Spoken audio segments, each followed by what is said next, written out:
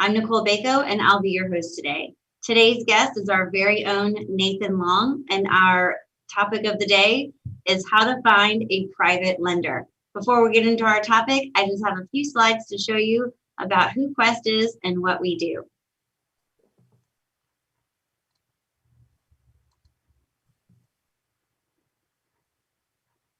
I don't think that's it. Hang on just a second.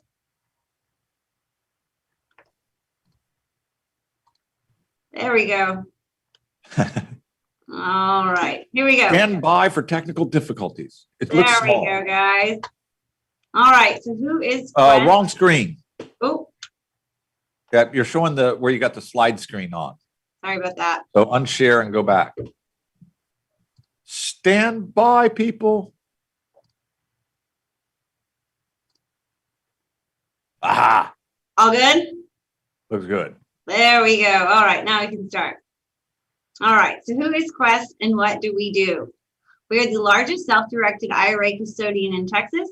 It was started by two brothers, Nathan and Quincy Long, started by investors for investors. They actually started the company around, they were actual investors themselves and built the company around what clients would need.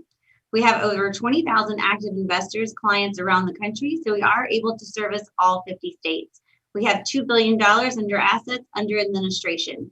Since we're talking about investors and passive investments today, we do have $35 million in underactive cash. This is an opportunity for borrowers and lenders to come together and make those promissory note deals. How much do you have in undirected cash? It says $350 million. Okay, yeah. It's a little larger than that now, but I thought you said 35 million. I'm like, no, there's a whole bunch more than that out there. Lots more than that. Yeah. So before we continue, I have to let you know about the disclaimer. Quest Trust Company does not give any legal, tax, or investment advice. This presentation, like all of our presentations, is for education purposes only. So self-directed IRA, what is it and why should you have one? So self-directed is honestly just a marketing term, meaning you are in the driver's seat. You tell us what you would like to invest in. So our clients find their own deals, do their own due diligence, come to us and tell us what they want to invest in. So some benefits of this: diversification. Outside of investing just in the stock market where you can get stocks, bonds, mutual funds, here you can invest in all sorts of things like real estate, promissory notes, and private entities, really widening the scope of your investment portfolio. Tax savings. In a traditional IRA, your taxes are deferred until retirement at 59 and a half. In a Roth IRA, you can have the potential for tax and penalty-free distributions at retirement. Make sure you contact an IRA specialist for more information about that. Social investing, sorry about that with my lights. Social investing is another great benefit. Not everybody can get a traditional mortgage. So private loans is a great way to make sure that somebody that can't get a traditional mortgage can get one. And then, of course, invest in what you know best. If you know a lot about oil and gas, real estate, private lending, construction, etc., this is a place where you can put that knowledge to use. We have 7 types of accounts here at Quest Trust Company, and they're divided into 3 account types. Our personal plans, we have the traditional and the Roth IRA. Our employer plans, the SEP IRA, the Simple IRA, and the Solo 401k, and our specialty plans, the Health Savings Account and the Coverdell Educational Savings Account. I'd love to tell you more about all of these, but unfortunately, I don't have the time to do so now. Make sure you contact an IRA specialist and get a free consultation to tell you more about how you and your family could benefit from all of these accounts. Investment choices. The field is pretty wide open here. So here's our basic choices: real estate, private entities, promissory notes. Lot of opportunity for active and passive investing here. Again, make sure you get in touch with an IRA specialist to make sure which choices would be good for you. 2020 and 2021 contribution limit charts here. So if you live in the state of Texas, you have until June 15th to get those contributions in for 2020. The rest of the country, you have until May 15th to get those contributions in. So we made sure we did include this chart to make sure you knew how much you could contribute for each year. So again, get in touch with your IRA specialist to get those contributions in now. We offer endless free education, like the seminar you're attending now. We also have an incredible YouTube channel that we're constantly building. This webinar is actually streaming live. All of our other webinars are on there under the video section. as well as other how-to videos and some client testimonials. Our education center on our website is full of videos and articles that can help you with self-directed education and articles. And of course, self-directed Saturday, every Saturday at noon Central is another guest speaker in education. And our virtual networking happy hour. This brings investors together all across the country every first and third Wednesday of the month at 6:30 Central. This is a really fun event. We actually had one last night. I hear it was really successful and fun. So make sure you join us on the next one. QuestCon Live is coming back April 16th and 17th. Tickets are now for sale. If you use the code, if you go to the website, I'll be posting the links to go here. But Nicole30 is the code you can get in. You can type that in and get 30% off your tickets. Again, I'll be putting these links in the chat box for you. Our April special, Quest Deal, is the code. Again, I'll be putting this in the chat box for you. But your first transaction fee to purchase your asset in your new account in the month of April, your $125 fee will be waived. So your first transaction is actually free. So make sure you sign up for a new account this month and take advantage of this offer. So how to get in touch with us? We're actually very easy to get in touch with. You can take your camera and take a picture of our QR code on the left. Chat with us live in our chat box. You go to our website. It's actually manned by real people, not robots. I get that question a lot.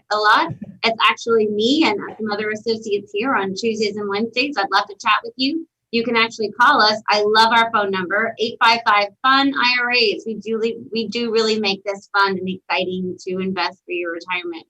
Of course, you can always email us, IRA Specialist at questtrust.com, or you may email directly at nicole.baco@questtrust.com. Again, I'll be putting all of this in the chat box for you.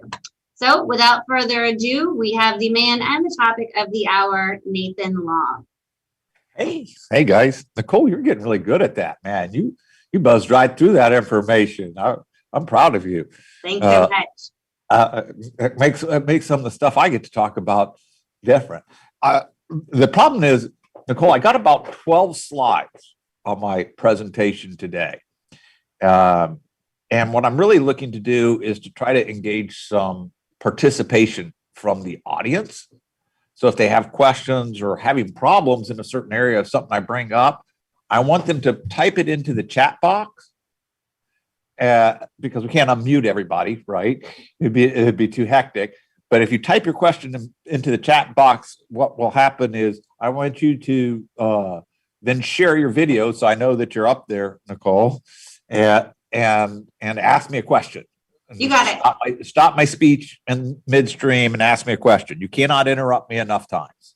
You got it, Nathan. We'll take care of that for you. So are we good to go? We're good to go. Take it away, Nathan. Oh, cool. Hang on. Someone's running my computer for me. They're going to change the screens around, share the screen things. Hey, do I have the right screen on there, Nicole? Hey, could you make it so I could see some faces there? Your screen's all good, Nathan. Good. Charles just fixing something for me. Good. That's good. All right. So I think this is funny. I'm going to teach you on how to find a private lender. And do you know why I think it's funny, Nicole? I've never done it. I've never done it once. Really? No, I've never had that opportunity. So most of my investing, I've always been on the lending side, or I've been on like a buy and hold type of guy, or into a syndicate. I mean, I've been corporate America or Quest my whole life. So I've always had a job, and I've never done a flip or a rehab. Unless I had to. I've had some houses I foreclosed on and stuff that had to get a rehab on it, but I've thing. So there's a lot of things I haven't done. So why in the heck would I be the right guy to talk to you about how to find and keep a private lender? Well, I think I alluded to it. I've done it. All right. And I've done it quite a lot, and I made a lot of mistakes. I've learned a lot as a private lender, and I want to tell you guys what I see from the perspective of a lender as to what would keep people or make it things, and how to help you find people to actually do loans, and just give you some of my tips. I'm going to tell you, highly opinionated speech here. I think she already gave the disclaimer: we don't give tax, legal, or investment advice, and we don't sell anything, right? We've got small fees when we do transactions, and that's how we get paid. Okay, but we're also legally obligated to process transactions, including ones that we think are stupid. So do your own due diligence before you do anything. Take the time to do it. And same with this. This is a very opinionated speech. It is based off of my life's experience. All right. And we all have different life experiences. And I think that that's one of the ways we learn, is we learn off of other people's life experiences. And since that's what we're all here to do, is to become more educated and learn and do more things, I want to share my experiences. I also have the advantages of the experiences of working at Quest for a long time now, right? So I've seen all types of investments, not just my own investments, right? And then here's the other thing I'd like to, something to think about. A lot of people go, yeah, Nathan, you know all about lending because you have all that money. You've always had all that money. It's about you got the big bucks, which is not true. When we started Quest was a very, very small, tiny company, right? Me and Quincy just were trying to figure out ways to do investing. We really never thought Quest would make a lot of money. Most of my experience as an investor came from very small amounts of money that I had saved from an old 401k, from a previous job that I had learning to invest, and coupling that with the responsibility, right, of handling some other investments in my family. Helping with my mom and my children and other people. And I'm going to talk about that because I think investing as a family and stuff makes a lot of sense. And you don't have to be this super guy already who has all the buckets of money to be a lender or to do this or to do different things. And so I think that's really important to understand is I think my experience is pretty real world in that way. So if you're a real estate investor out there, right, you guys are got to be looking for something all the time. What are you looking for? Well, deals and money to do the deals. Right? What comes first? Chicken or the egg? What's first? What's more important? The deal or the money? What do you go find first? The answer happens to be both. You never stop looking for both at the same time. All right. And depending on the market is going to depend on which is easy to find. Typically, when deals are present, there's a lot of deals, there's very little money chasing those deals. When there's very little deals, what happens then? A whole bunch of money chasing those deals. What market do you think we're in now, guys? Yeah, there's more money out there than I've ever seen, private money. If you have a deal, there is a way to fund it. I guarantee you, and people are funding deals that are even more etchy than what they've done in the past because there's less and less deals. And the money's getting cheaper and cheaper too, as you do things like there. So trust me when I tell you out there, take the time to learn how to do these things because there's plenty of time for both, but you always got to look at both. But here is my problem. There is a significant skill set difference between finding deals and finding money. All right, let's talk about deals. Some of you are really good at finding deals. You get out there and dig through the bushes, look through things, drive around, find things, knock on people's houses, right? Go into houses and talk to people that are losing their property, find different ways to list and market and get to them, right? And after you find them, what do? You got to get in there, and you're good at this too. You go in there and you negotiate, you grind and find the deal and do that. And then after you've actually bought the house, what do you do next? Oh, you got to get in there and grind and negotiate and find the contractors to stay on them and do this and do that, right? It's pretty intense. If you're good at it. What is finding money like? Well, it's a different skill set. It's what I would call relationship building. So when you're finding money, right, there's the biggest difference is when you find a deal, as soon as you get done finding that deal, what do you got to do next? Or what should you be doing next? And a lot of you go, oh, you got to do a rehab or got to do something else. What do you got for me, Nicole? So we got a question. So when you are looking for real estate, what are you looking for? Like, what are the key things, or just an investor in general? Yeah, the problem with that question is I don't know. I'm not a real estate investor, right? I'm a lender. So, but I can tell you the things I look for as a lender is I want to see some equity in the property. I want to hear that the person can find it. But typically, I would answer the answer is simple for me. You're looking for a property you can make money on. Okay, how you do that? Oh my God, that's a whole discussion all by itself. We could buy and hold, we could rent, we could sell off, we could flip, we could sell off pieces. We could turn it into a nursing home. I don't know, make it a 7-Eleven. But all of those strategies that all the other people talk about all the time can all be funded with private money. And so it's important to understand what type of expert I am and what type of expert I'm not. All right. I do know, because I've seen the process done a lot. My mom was really a great real estate investor. She did a lot of buy and hold. She'll always tell you that you get paid when you sell the property, but you make your money off when you buy the property, right? It's always about finding the right deals and what to find.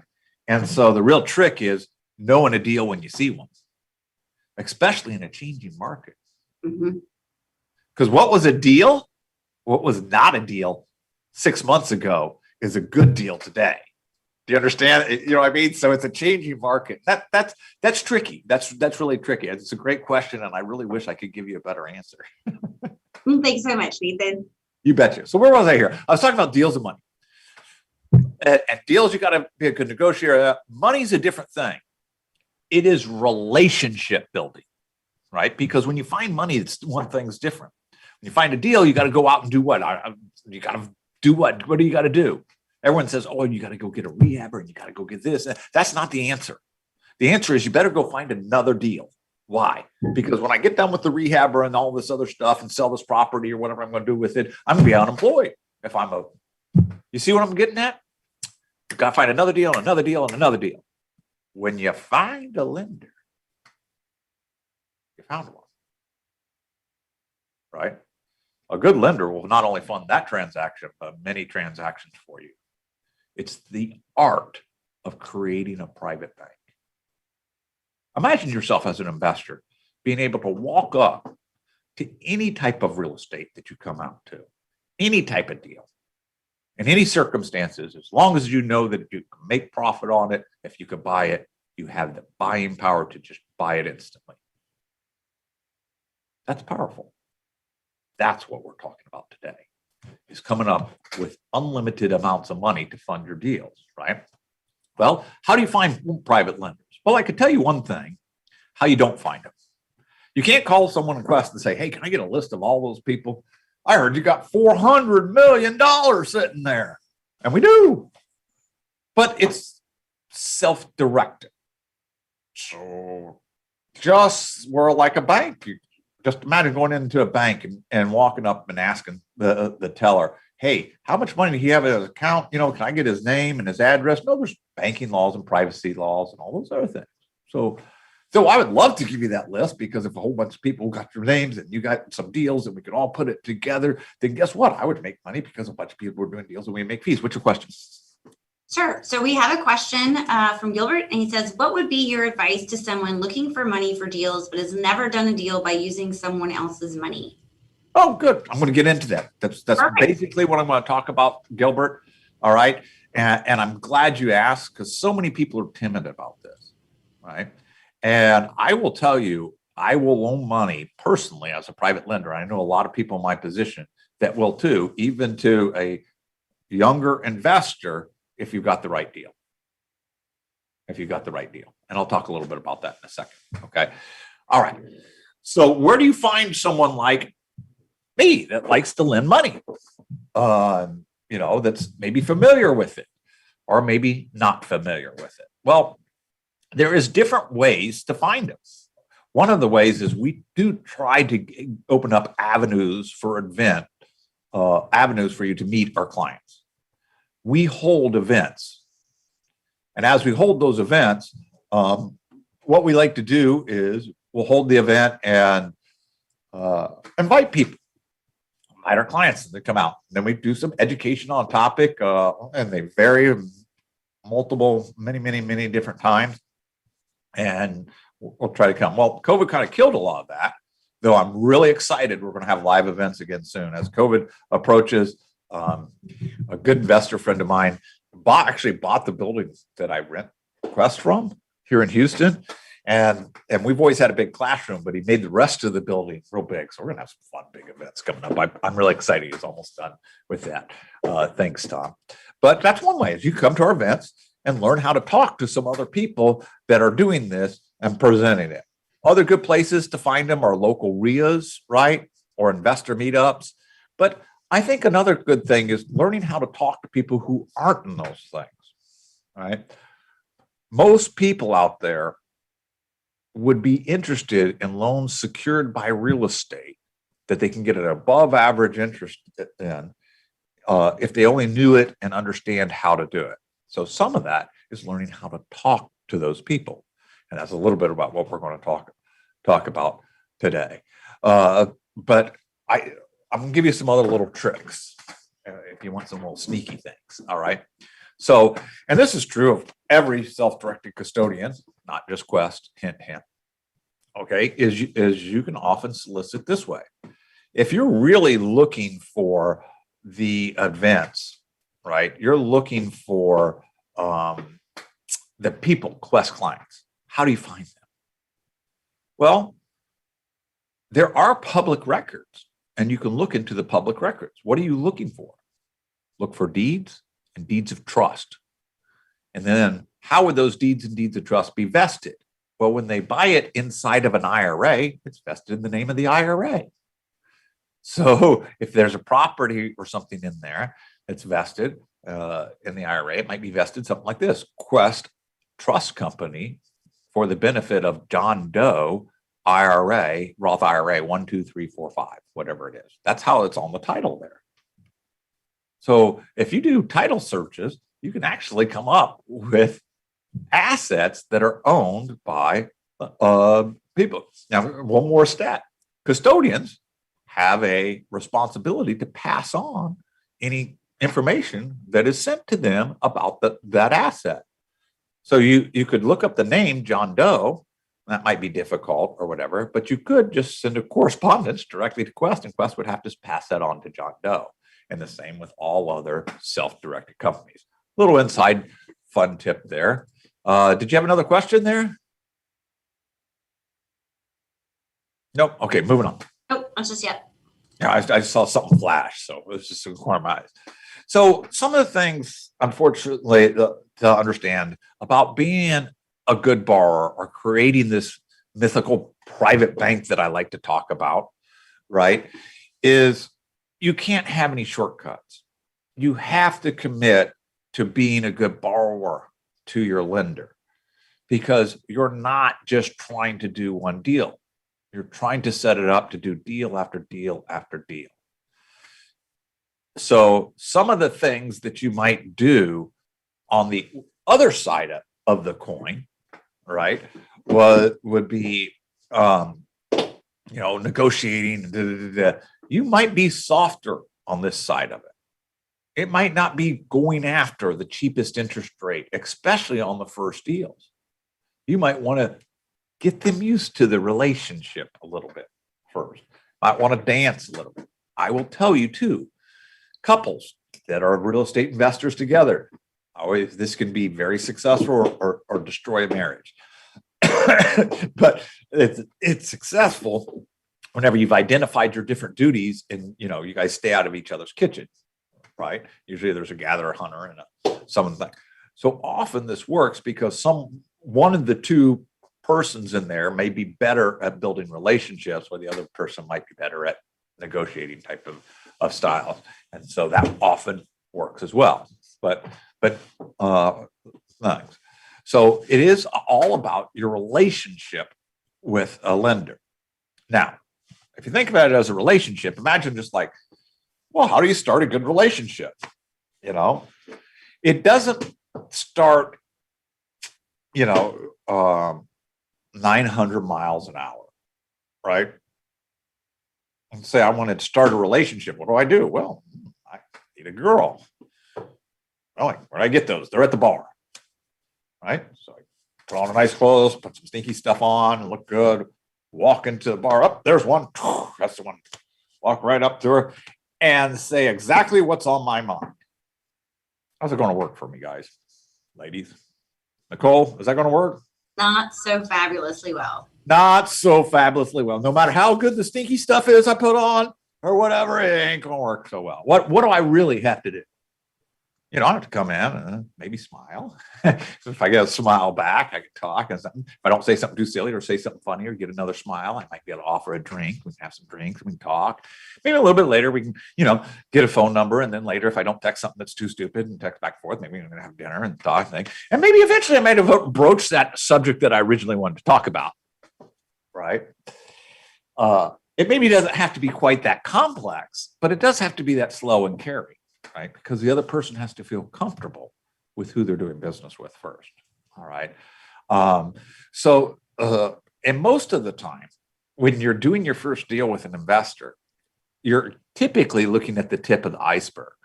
All right. Typically, they have a lot more money to invest than they may be letting you know, especially on your first relationships with them.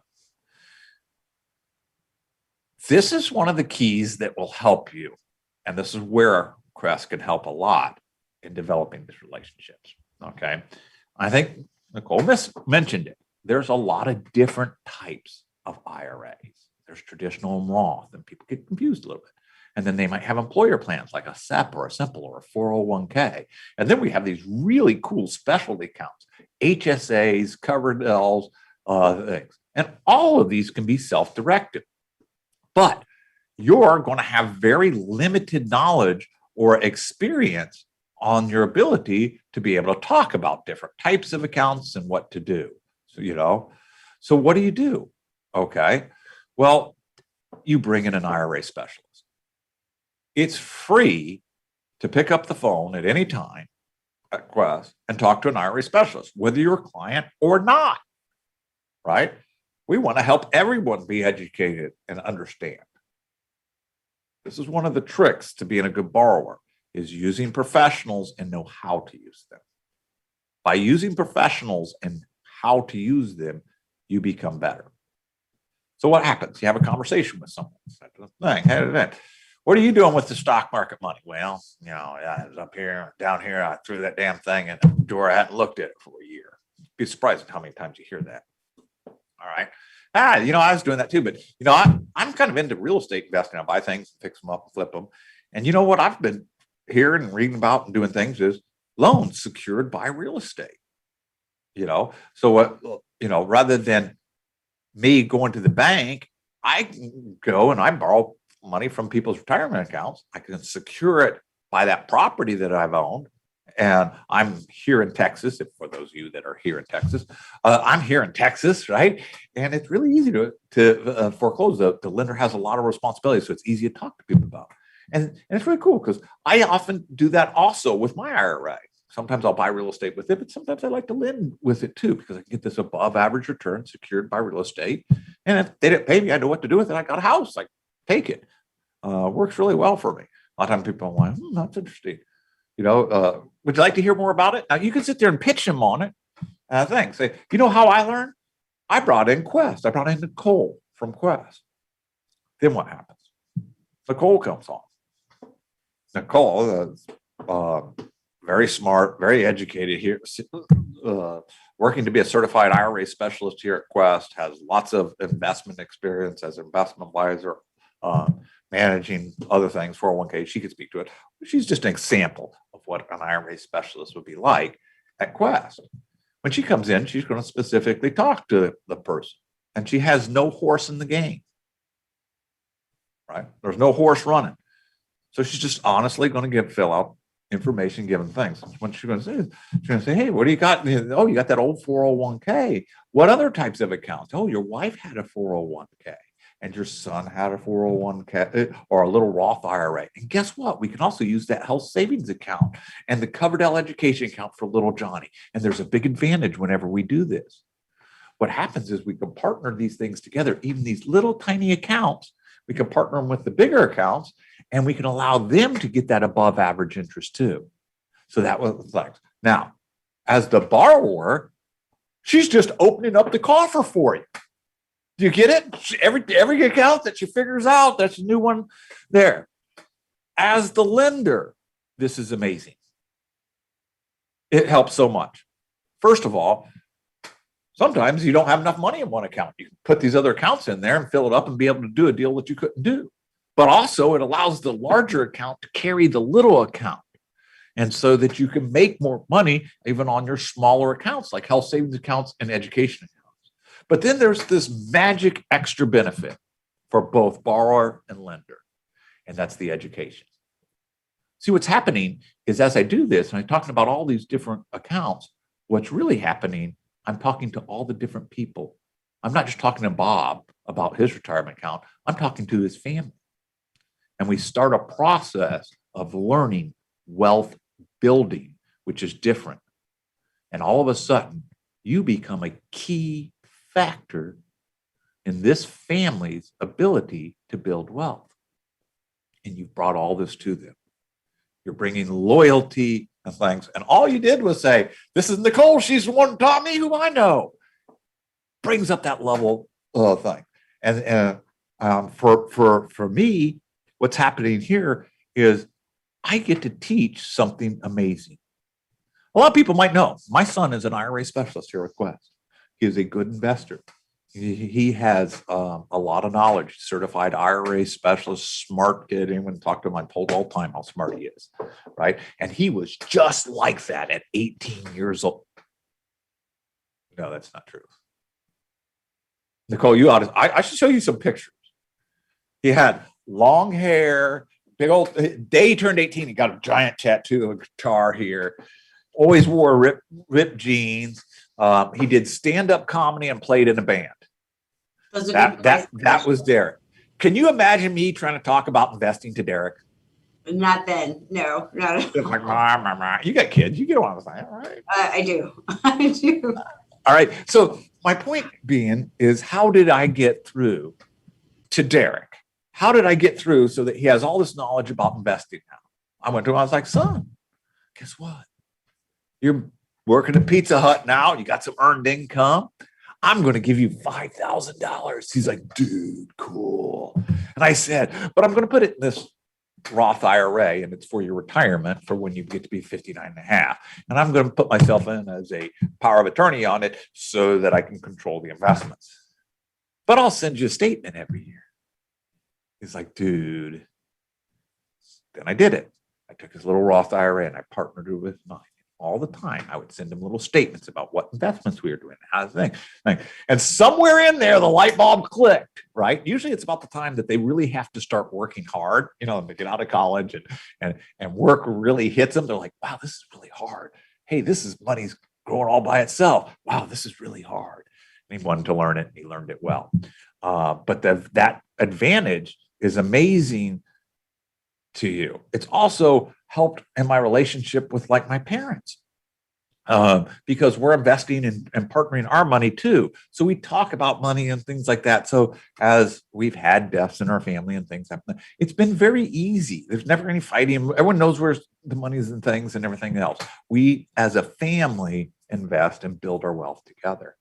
So amazing help for both borrower and lender is learning this scheme of partnering IRAs together. Very important. What's going on, Nicole? So Nathan, can you talk a little bit about due diligence on the part of the lender and the borrower of kind of building this relationship and kind of some things? That's one of the things. What's the due diligence rule book? There is none. That's one of the areas why it's dangerous, why self-directed IRAs can be dangerous, right? Who sets the rules? It's a private negotiation between you, that private lender, and the private borrower. Quest isn't in there. Anyone else isn't in there.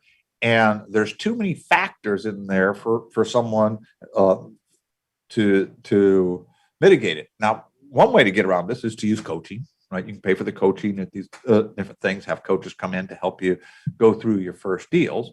But often you can get through it too. Just remember each of these little steps that I'm giving you. Okay. Step one is real simple. Hi, Bob. Do you want to learn how to loan me some money and secured by real estate? Let me introduce you to Nicole. Right? What's step two? Okay. Well, make the process painless. So I'm going to talk about this a little bit. So how do we do that? Well, you are the investor, or you are the borrower, or you're the person with all the knowledge that's going to do all the work in this particular type of situation. So if you're a lender, what do you want? You want mailbox money and less headaches. So how do you do it is you cannot just go, oh, just call this. No, just call the title company. Just do this. You're going to hold their hands all the way through the deal, and you're going to do it together. Even if you really don't know what you're doing yet, just you're one step ahead of them. You're calling Nicole and saying, what's happened next, right? That's okay. All right. As long as you're there with them. All right, because it can be complicated. What can be complicated? Well, if I'm using retirement accounts, I have to open the account and I have to move the money from a 401k or something like that. Don't have to move all the money. I just move the money I need for that particular deal. And then I have to fill out this little form at Quest to do a pie direction letter. And I have to understand that there's a note, a deed of trust, and how all those things work. And you want to explain each step of the process as you go. Okay. Next, again, going back to professionals, I highly recommend finding an attorney in your pocket. Okay. Why? This is it. We're going to need somebody to draft up the note and deed of trust if you're Texas, mortgage if you're in another state, depends on what state, whether you call it a deed of trust state or a mortgage, right? But you're going to need an attorney to draft up those documents. A lot of us just go to the title company and use a title company attorney. Never see him and think, I don't recommend this. This is why. You're going to pay about the same amount to get documents drawn up. Right. But if you're using a private attorney, the title company doesn't care. They just need to get the documents in. That attorney becomes part of your staff of professionals. Bob, you talk to him. Now I want to talk a little bit about how we're going to make sure that you feel secure with your loan. Right. Basically, Bob, what I want to do is tell you what you're going to do if I don't perform or I can't perform. Say I die or get hit by a bus, I'm in the hospital, something horrible happens. Maybe I just turned out not to be the person I'm saying I'm being right now. And I'm making that promise that I'll pay you back all the time. If I turn out not to be that person, I want you to know what to do. And it's pretty simple. You've got some pretty easy rules. Here in Texas, you can foreclose in as little as 40 days sometimes, depending on when the first of the month falls.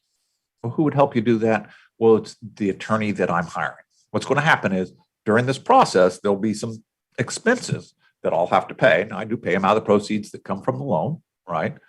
But I'm paying. But I will pay for a note and the deed of trust to be drawn up. Now, what I'm actually paying for is your attorney. This person represents you, not me. It is drawing a note, deed of trust to represent your interest. All right. Here's Sally. She's who I use. You do not have to use her. You can pick an attorney of yourself. Right. If the attorney goes outside of the budgeted amount inside, or what I would pay Sally, basically, you have to pay that difference. But it's typically, I don't know, $500, right? That you're paying. Now, if you got a good attorney, they like getting note and deed trust. This is easy work for them most of the time. $500, right? So you want to say, well, what I need from you is take a few minutes to interview our client to make sure that they're comfortable with. And so on their first deal, again, we're talking about the first deal. Introduce Sally.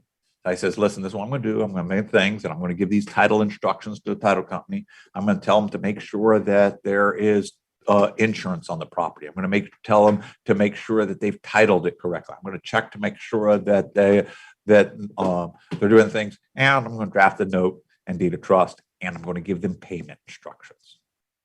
All right. Now, in the event that there's a default, what you do is you call me, and what I do is I send this letter. I go to things, and then if we have to foreclose, we go to a foreclosure auction. You'll either get your money back there or you'll get the property. Explain the procedure a little bit. Trust me, if you're a lender, what are you thinking about if you're doing your first deal with someone? Oh God, I hope I get my money back. Oh God, I hope I get my money back. Right? Attorney brings it in. All right. That's help using the right attorney will help you close your deal. And typically, same with the title company. Use a title company that is used to doing commercial loans, dealing with investors. If you're beating your head against the title company wall because they don't like the vesting at Quest or something like, change title companies. There's enough really, really good title companies here in Houston, and there's some really bad ones. And I'm sure the same is in every city that I talk to out there. Always make sure that you're talking to them about insurance. You want to talk to your lenders. We're going to insure this property. This is who we used for insurance. And I'm listing you as the mortgagee. I'm listing you as the lender. So if, for example, there's a flood or something like that, you have to approve those repairs, and you have the opportunity to be involved. By doing each of these things, what you're doing is you're helping them to feel comfortable with that first transaction because of all these professionals you're using. And it's not just using them. It's learning to communicate that to your lender, what you're doing and why. Okay. Communication is really the key. Also talk about your professional use of contractors, right?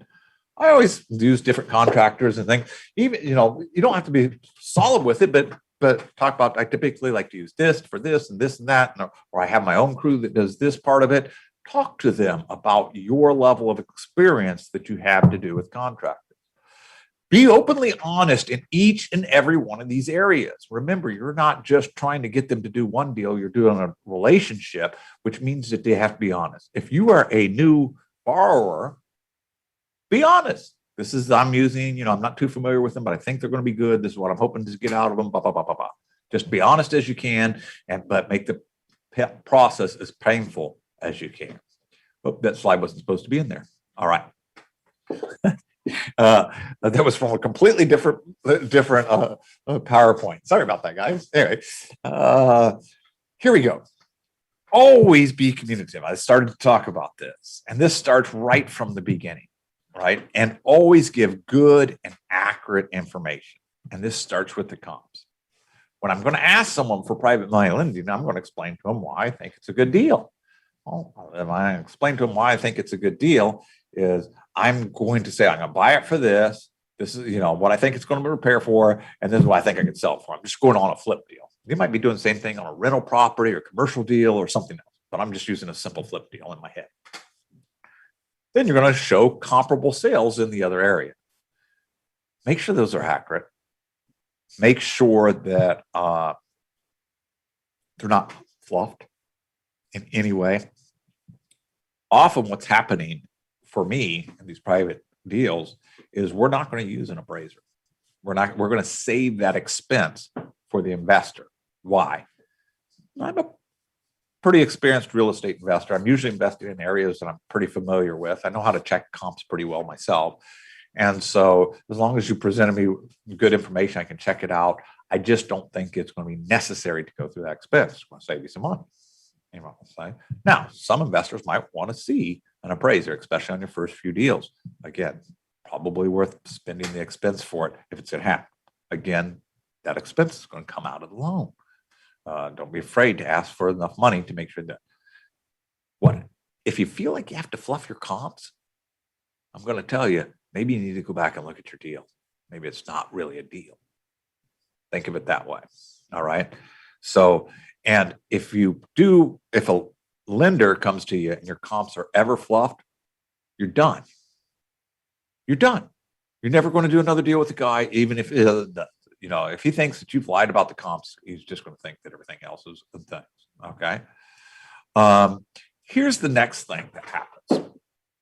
Often, what's happening is we have this list of repairs. And depending on how you've done your deal, what I will often do is I'll escrow out my repairs.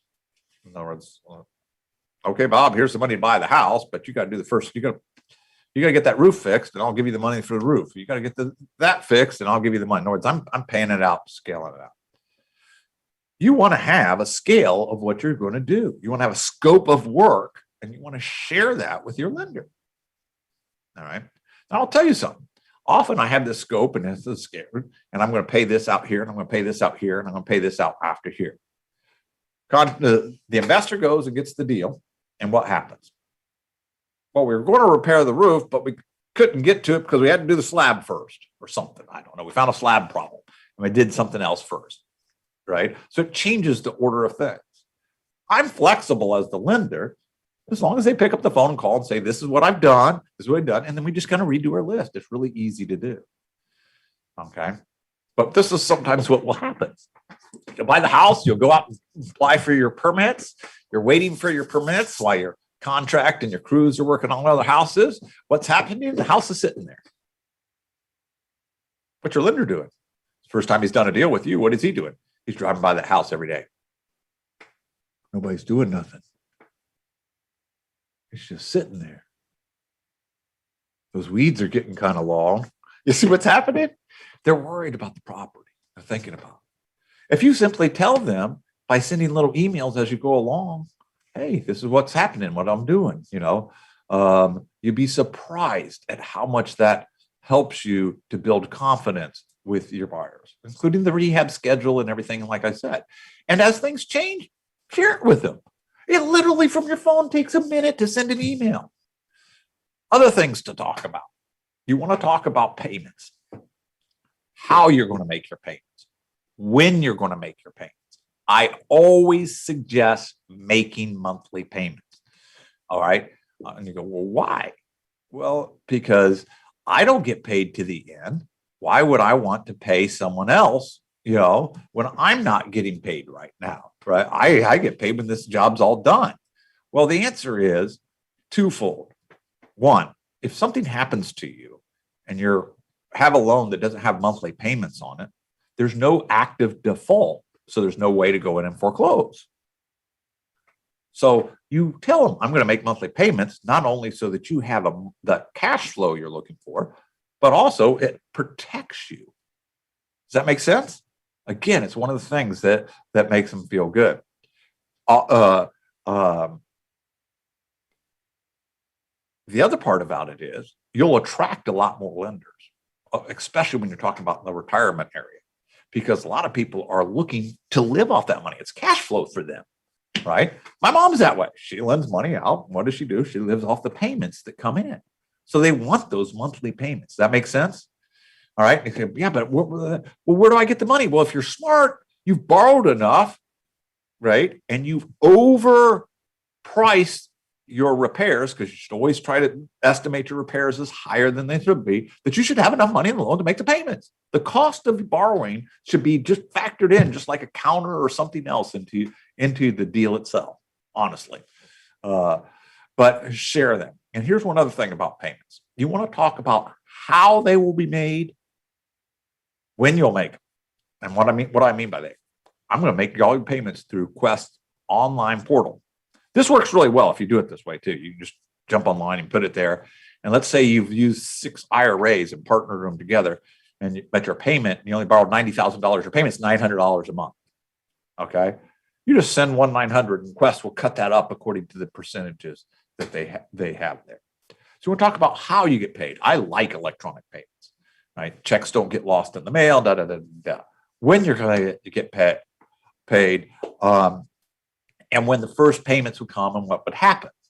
Sometimes, at closings, people get confused. There's also, are you going to pay interim interest? In other words, interest from the half of the month. so that your payments are due every day on the 1st, or if you close on the 22nd and 30 days from now, you're going to make another payment. It doesn't make a difference. You just need to make a decision, and you need to tell that attorney that you're using what that decision is, which also leads me to the other thing. The attorney's not there to negotiate. They're there to type up paperwork. So you have to tell them what you want. But what happens is if you haven't talked about when the payment date is, it's going to be interim interest or not, they'll get there, especially if you're using the title company attorney, they pick up the phone and go, hey, I need to have, when's the payment going to be due? They're calling your borrower who's never done this before. They're like, I don't know. They're all confused. See what's happening? So talk about payments, all forms of it, including when it's going to happen on that. Okay. Here's the last thing that I'll tell you. Go ahead, Nicole, before I get into this. You're muted. You got to unmute yourself. Unmute. Sorry about that. So these repairs, can you hear me now? Yeah. Okay. So these repairs that come out of the IRA, like if you're not doing private lending, if you just have a house outright in the IRA, who pays for all these expenses? Can you pay for this yourself, or does the IRA? Well, if you own a house inside an IRA, all the expenses must come from the IRA, and all the money goes back to the IRA. Okay. A good class to watch to understand how that works is one of the basics classes. Put that up in the chat box. I sure will. In this case, what's happening in the story that I'm kind of telling is a private individual is owning the house, and they've borrowed money to buy and fix it up. Now, they may be putting money in their own pocket as well in the deal. Not often is the case, but often private money lenders will fund the entire deal.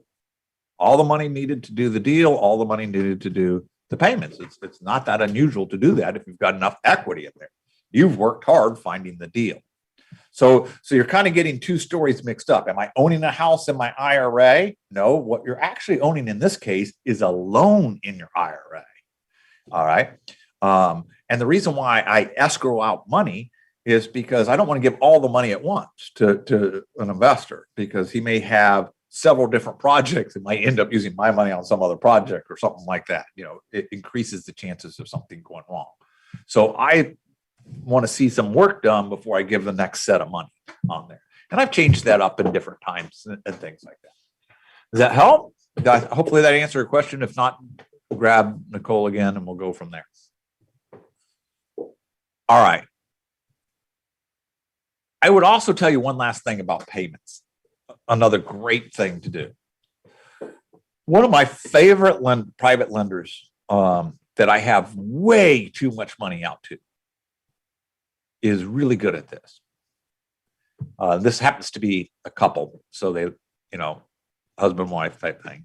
Anyway, as soon as they send the payment, especially the first payment, as soon as they send it, I get an email or a text that says, I have mailed the payment or I have put it online. Could you please do me a favor and check to verify that that payment has been received by you? Oh, that's powerful. Shows you care. Shows that you did make it. Because sometimes mistakes do happen. Checks do get lost in the mail, whatever, you know what I mean? But just reaching out before they have to reach out to you is super powerful. Okay. Just something to think about. Another thing to think about would be if you have problems, which if you're a real estate investor, you're going to have problems, just talk to your lender about them.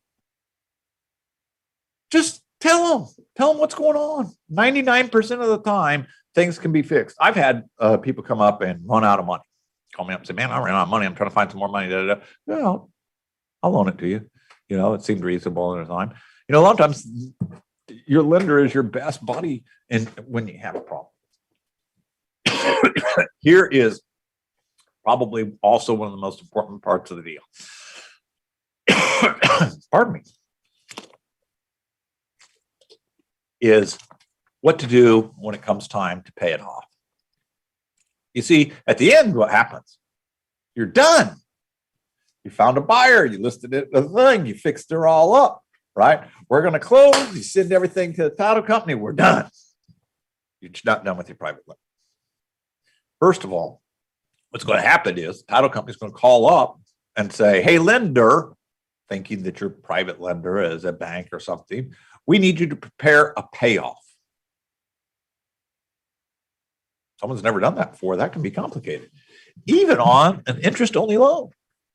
I mean, it's really pretty simple to do, but what you want to do is call your lender and tell them, okay, we're going to have to now prepare a payoff and make sure that we agree on what's going on.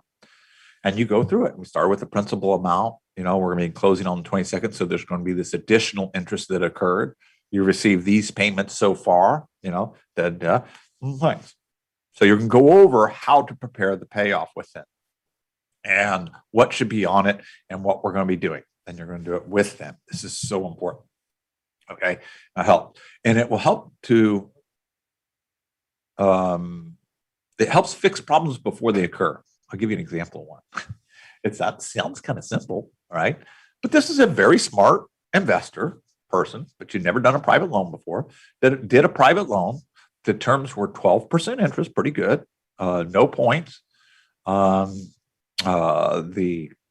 lender paid for her quest fees and the cost of all of the note and deed of trust. Pretty cheap for the lender overall because, again, don't have all those fees. Some of you go, wow, that's high interest rate. But if you take away all the fees and it's a shorter term loan, it was a 1-year loan, right? She could have renewed it, but it was 1 year before it expired. Everything went fine, made the payments, property rehab, sold the property 8 months later. Sent the payoff to the buyer and said, wait a second, the lender is like, you shorted me. Huh? No. We agreed 12% interest. No, you shorted. Hey, right? I lend you $100,000, 12% interest. I should have gotten $12,000 back. She just lost the fact that, she only had her money out for 8 months. But if they would have talked about that at the time of payoff, she would have never been upset. Once it was explained to her, she felt silly for asking, right? It made sense. It was just a little bit of confusion that occurs. That type of stuff happens often at the payoff area. So take time, right? Because really, what are you doing? You're setting yourself up for the next deal, right? And this is when you do it. Hey, guys, how did I do? Right? And you don't want to just be like, how do I do it? It's like, how could I have been better? I want my borrowers to feel like I will always have their best interest in heart. How could I have done better? Do you think I was communicated to enough? And if you did all the things I told you, they're going to be like, yeah, it was really easy. That was really cool. And things, right? Or if they have a problem, they'll tell you then, and you might be able to fix it. They might be, I got confused at this part.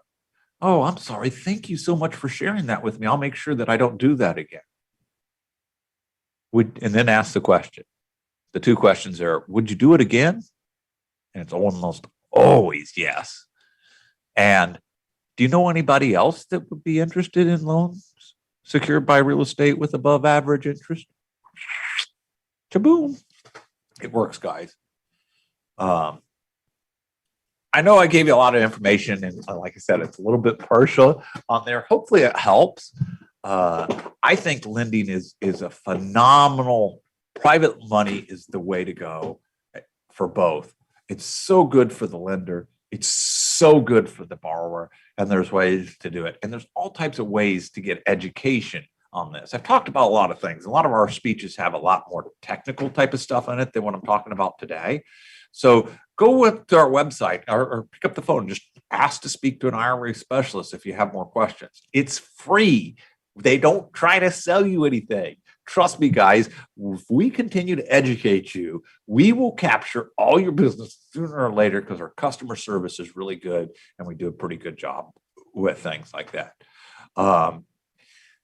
Last thing, and I'm going to turn it over to Nicole. It's just something I want you to think about. What are you going to do this year that is going to make a difference in your life in the years to come? And who are you going to do it with? And I ask that question right now because I think this is an important time. in the history of people. We've seen a very difficult year. 2020 was a difficult year. And the thing is about difficult times is I think they can define you. If you want to know who a person is, right? Look at what they're like when they're in trouble. I mean, anybody could be cool if they're rich and good looking, but then there's the rest of us. Okay, we're living in the real world.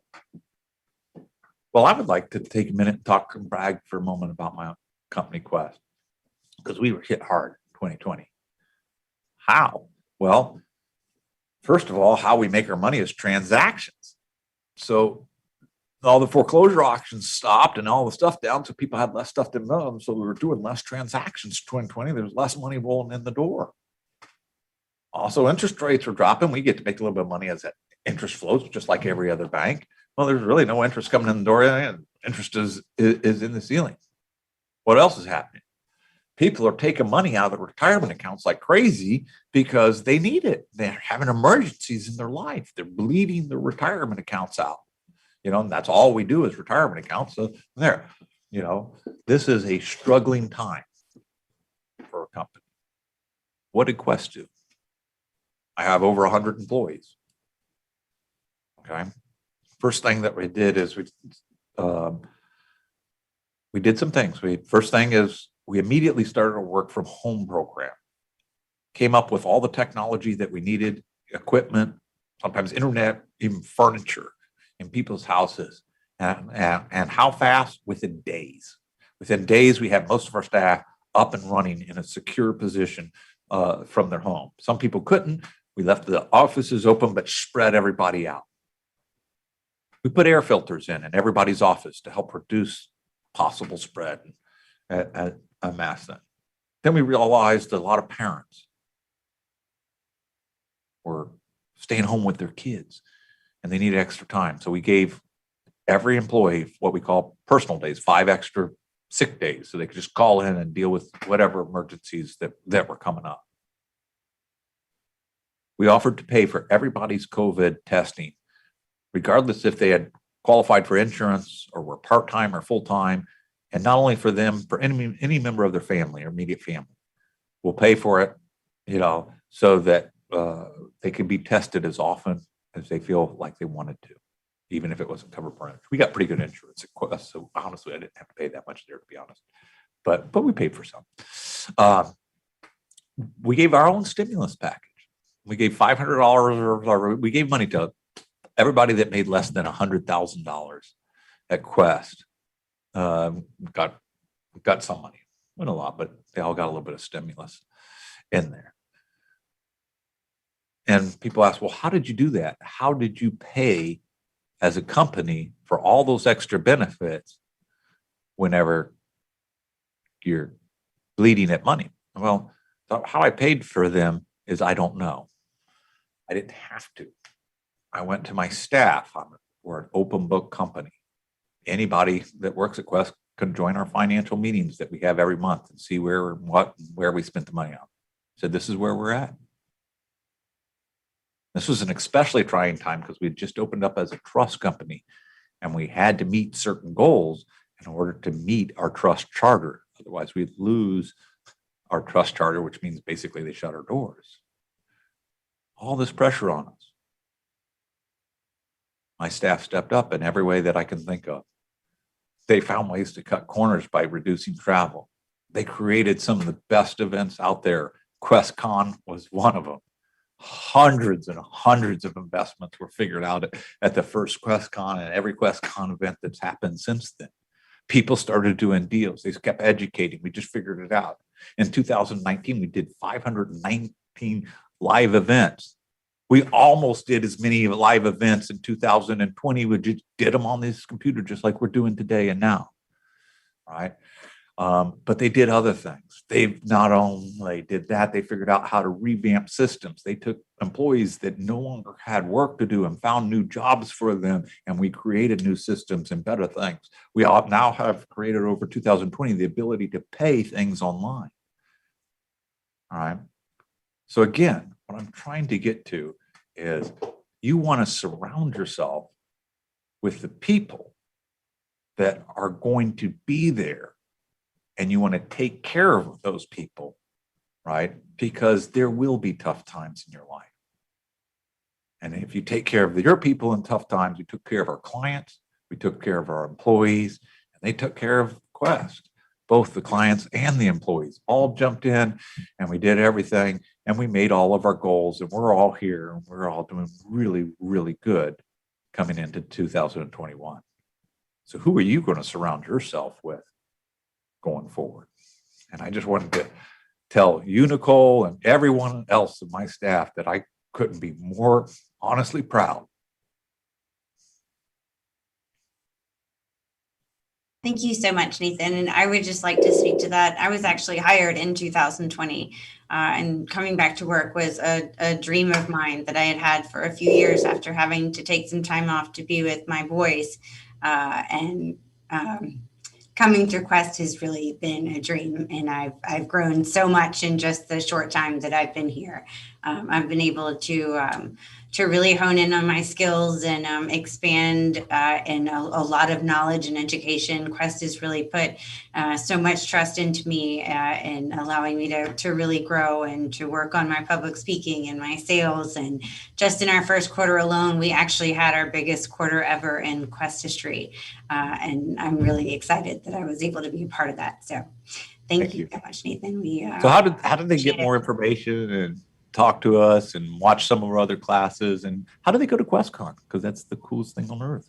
I'll make sure to, those links are in the chat box, and I had the information of actually how to save all the chat box in there. Tell them what QuestCon is. Just tell them what it is so people can. QuestCon Live is our online 2-day event. It's our private lending edition this year. We have over 20 speakers. It's a pretty high level event. Nathan's one of our speakers, as well as some other Quest execs over here. It's very exciting. We have a network part of it on Friday night, so a great chance to meet other lenders and borrowers and see how you can make some deals together. It'll be a great networking opportunity. Very fun event, something we worked really hard to put together. It's a great event.